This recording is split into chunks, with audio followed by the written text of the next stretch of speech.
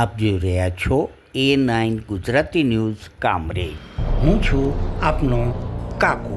આજના મુખ્ય સમાચાર. સુરતમાં ધોમધાર વરસાદને કારણે જનજીવન અસ્તગ્રસ્ત થઈ ગયું હતું. ઠેર ઠેર પાણી ભરાયા હતા, જેના કારણે અનેક વાહનો પાણીમાં ફસાયા હતા અને લોકોને ભારે હાલાકીનો સામનો કરવો પડ્યો હતો.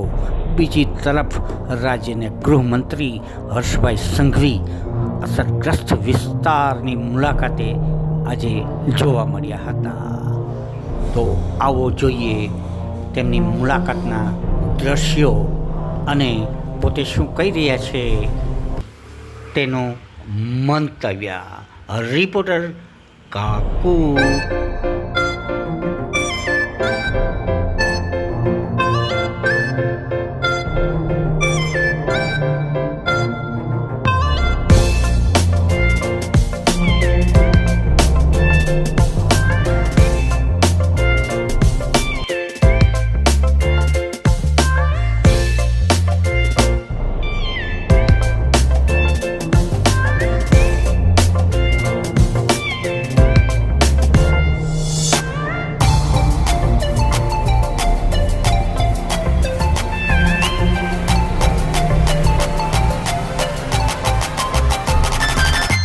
છેલ્લા 2 દિવસમાં સુરત શહેરમાં 40 વર્ષના ઇતિહાસમાં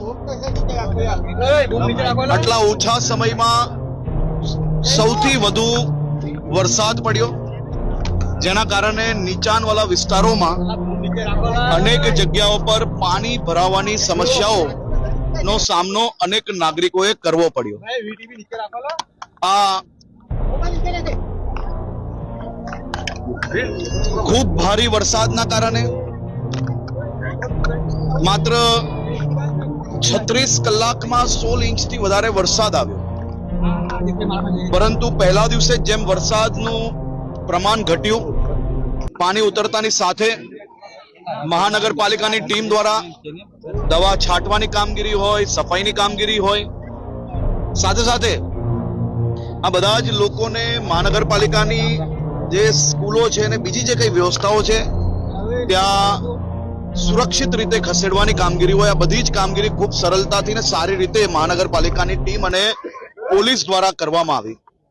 આજે વહેલી સવારથી ભગવાન જગન્નાથજીની રથયાત્રાની વ્યવસ્થાઓ પૂર્ણ થતાની સાથે જ સુરત, હું મારા મત વિસ્તારમાં ભટાર ક્ષેત્રમાં જે આંબેડકર નગર અને બીજા અન્ય વિસ્તારો, જ્યાં નીચાણવાળા વિસ્તારોમાં જ્યાં પાણી ભરાયું હતું, ત્યાં જ્યારે નાગરિકોને મળ્યો ત્યારે નાગરિકો તરફથી જે માહિતીઓ આવી કે પોલીસ અને મહાનગરપાલિકાની ટીમ દ્વારા વરસાદ પડતાની સાથે જ ઘરો સુધી પહોંચીને સૌ ઉંમરલાયક વડીલોને તથા બાળકોને સુરક્ષિત સ્થળે ખસેડવા જોડે જોડે બધી જ માહિતીઓ આપવા માટે જે કામગીરી કરી, એ કામગીરી રાત દિવસ છેલ્લા 2 દિવસથી વહીવટી તંત્ર દ્વારા જે કરવામાં આવી છે એ ખૂબ સારી કામગીરી કરી છે. આ તકલીફ પડી છે, વરસાદ ક્યારેય ના આવ્યો હોય એવો વરસાદ આવ્યો છે. આ તકલીફ આપણે સૌ સાથે રહીને ક્યાંક ને ક્યાંક આ તકલીફોમાંથી બહાર બી નીકળ્યા છે.